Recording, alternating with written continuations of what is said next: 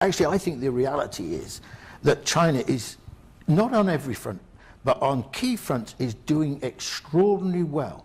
I mean, I think historically this is a very dynamic. I don't think we really understand the Chinese economy. I think that its sources of growth, its sources of dynamism are historically very deep.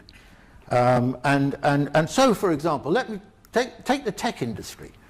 You know, I mean, China did not have really a serious tech firm until quite recently. These are the 6 largest tech firms, firms in the world, and you'll see four of them in America, and 2 of them, Alibaba and Tencent, are Chinese. But I think this is even more. The next one is even more revealing. I took this off a tweet actually, and these are the 20 largest tech firms in the world. Just note there is not a single European firm on this list. Now, in 2013, 18 of the largest tech firms in the world were American, and 2 were Chinese. Now, these figures are about a month or 2 old. There are now 11 American firms and 9 Chinese firms. I mean, that is an extraordinary rate of change. So, and of course, there is now widespread recognition. I mean, I go to Silicon Valley occasionally because my son's at Stanford at the moment, and you know, the people there will say, you know, in certain areas now, China is in advance of the United States in mobile technology in particular, and so on.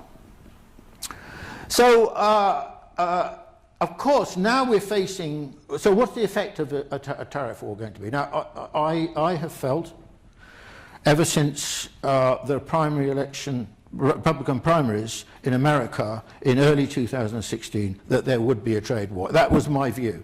I know there were a lot of people who didn't think that, but I think there is going to be a trade war. I don't know how long it's going to go on for. I don't know how severe it's going to be, but it's going to happen. And it's going to have a very negative effect on the American economy, on the Chinese economy for sure, on the global economy, on the UK economy. There's no question about that. It's going to do damage. How much damage depends on how long and how severe it goes on for.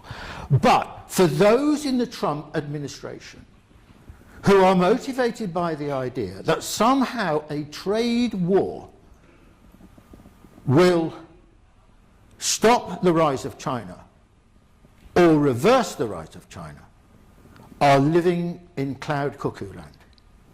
Because the economy of the 2 that is going to be most hurt by the trade war is the United States. Because China is the growing, rising, transforming, dynamic economy. And America has lots of problems, lots of problems. It is, in my view, in all sorts of ways. A declining economy, a culture which has peaked and is in decline. Of course, all these things are in a relative context. Now, having said all that, let's just also remember that the impact of China's economic rise has been and is being the transformation, not just of China or even East Asia, but the world. I love this map by Danny Hua, who used to be a professor at LSE. He's now gone to Lee Kuan Yew School, because it tells us historically just how the world is changing. Danny placed essentially this is an exercise in trying to establish where the center of the global economy is. So Danny places it in 1980, you'll see in the Atlantic, in the Eastern Atlantic, which is fair enough. I mean, in that period, the global economy was essentially a transatlantic economy. But as time's gone by, it's moved progressively eastwards. And now he thinks it's somewhere about here, just above the Arabian Peninsula, and just to the right of the dot above there.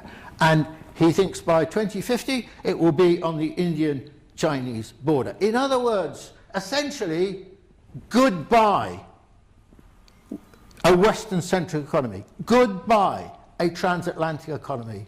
Hello, a Eurasian economy, a Eurasian-centric economy. That is the great historical shift of our time, with consequences for every country and every economy in the world.